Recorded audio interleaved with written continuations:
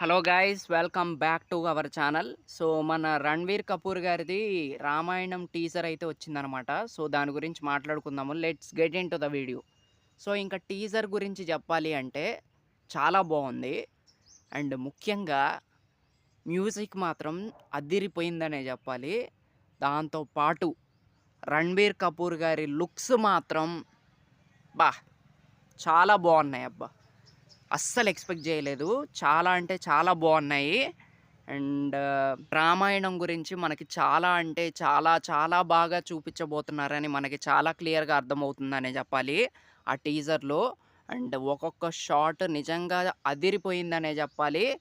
And ముఖ్యంగా కొన్ని కొన్ని విజువల్స్ మాత్రం చాలా గట్టిగా ఉండబోతున్నాయని మనకి చాలా స్పష్టంగా తెలుస్తుంది. దాంతో పాటు మనకి టీజర్‌లో సీతాదేవిని అండ్ లక్ష్మణుడిని చూపించలేదు. సో, ఇంకా దాచారనే చెప్పాలి. సో, ఈ సినిమా బడ్జెట్ వచ్చేసి 4000,00,00,000 రూపాయలైతే ఈ సినిమాకి బడ్జెట్‌నైతే పెట్టబోతున్నారు.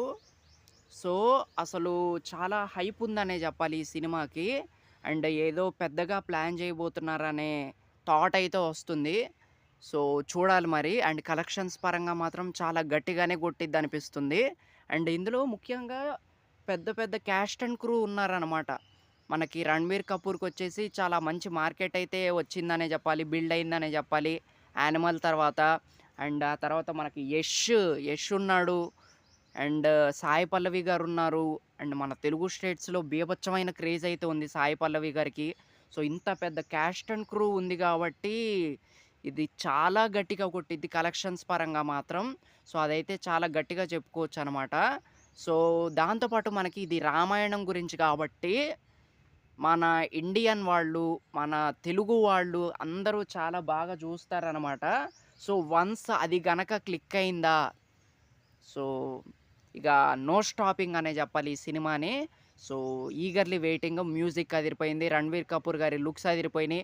ఓవరాల్‌గా టీజర్ మాత్రం పగిలిపోయిందనే చెప్పాలి.